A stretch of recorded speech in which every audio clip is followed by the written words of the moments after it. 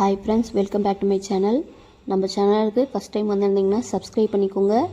கூடவே bell icon click பண்ணி வச்சுக்கோங்க. ஒரு தக்காளி ஒரு வெங்காயம் இருந்தால் போதும். எல்லா வகையான டிஃபனுக்குமே சூட் ஆகிற மாதிரி ஒரு சாம்பார் பார்த்துடலாம். ஒரு கடாய் வச்சுக்கோங்க. கடாய் நல்லா சூடாகட்டும். சூடான உடனே கொஞ்சமாக ஆயில் சேர்த்துக்கோங்க. ஆயில் நல்லா சூடேறட்டும். சூடேறணும் 1/4 ஸ்பூன் கடுகு, கொஞ்சமாக சீரகம், ஃப்ரெஷ்ஷான கருவேப்பிலை போட்டு நல்லா பொரிய விட்டுடலாம்.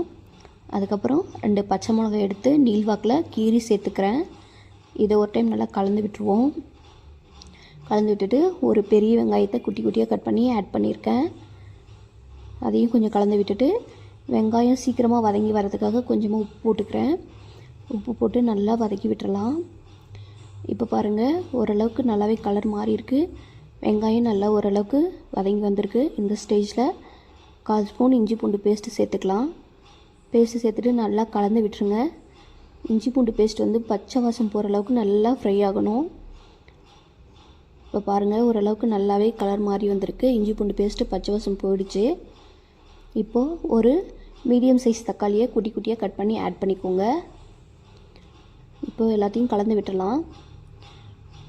தக்காளி சீக்கிரமாக வதங்கி வர்றதுக்காக கொஞ்சமாக மஞ்சள்தூள் ஆட் பண்ணிக்கிறேன்.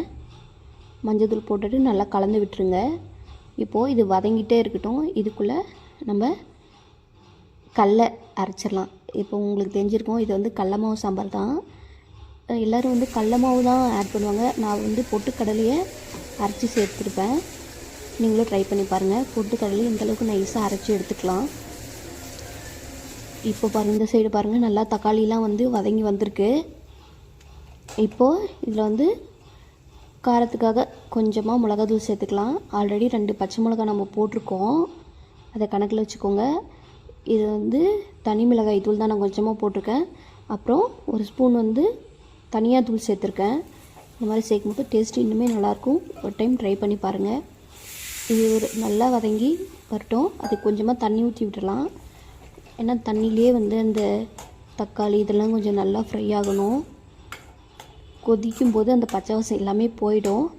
அதுக்குள்ளே நம்ம பாருங்கள், ஓரளவுக்கு நல்லாவே கொதிக்க ஆரம்பிச்சிடுச்சு. இப்போ நம்ம அந்த கடலைப்பொடி அரைச்சி வச்சுருக்கோம் இல்லையா, அதில் தண்ணி ஊற்றி நல்லா மிக்ஸ் பண்ணிக்கலாம். பாருங்கள், தண்ணி ஊற்றி நல்லா மிக்ஸ் பண்ணிக்கிறேன். நல்லா கலந்து விட்டுடலாம்.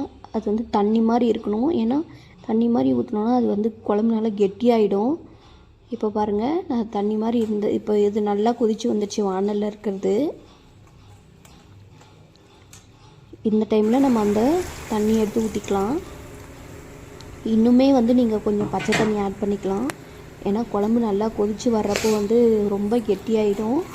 அதனால் நீங்கள் கொஞ்சம் எக்ஸ்ட்ராவே தண்ணி ஊற்றிக்கோங்க. நான் செய்கிறது 2 பேருக்கான அளவு தான் நான் செஞ்சுருக்கேன். நீங்கள் இன்னுமே கொஞ்சம் நல்லா தண்ணி ஊற்றிக்கோங்க. ஏன்னா அது கொதிக்க கொதிக்க நல்லா கெட்டியாகிடும். உங்களுக்கு எவ்வளோ தேவையோ அந்தளவுக்கு தண்ணி ஊற்றிக்கோங்க. இப்போது இது நல்லா கொதிக்கட்டும். உப்புலாம் போட்டு கொஞ்சம் நல்லா டேஸ்ட் பார்த்துருங்க. பாருங்கள், நல்லா இப்போ கொதித்து வருது. ஓரளவுக்கு திக்காக இப்போ நீங்களே பாருங்கள். இன்னும் கொஞ்சம் நேரம் கொதிக்கிறதுக்குள்ளே அது நல்லா திக்காயிடும். அதனால் நீங்கள் தாராளமாகவே கொஞ்சம் தண்ணி ஊற்றிக்கலாம். பாருங்கள், நுர பொங்கி நல்லாவே கொதித்து வருது. எனக்கு உப்பு கொஞ்சம் பத்தாமல் இருந்துச்சு, அதனால் நான் கொஞ்சம் உப்பு சேர்த்துக்கிறேன். அப்புறம் லாஸ்ட்டாக கொதிக்கும்போது நான் கொஞ்சம் பெருங்காயம் ஆட் பண்ணிக்கிறேன்.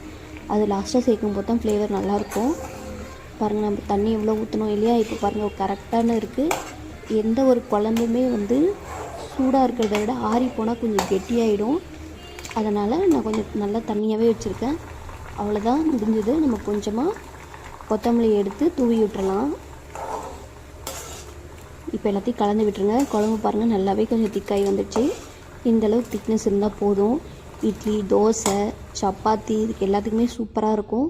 பிடிச்சிருந்தால் லைக் பண்ணுங்கள், ஷேர் பண்ணுங்கள். தேங்க்யூ.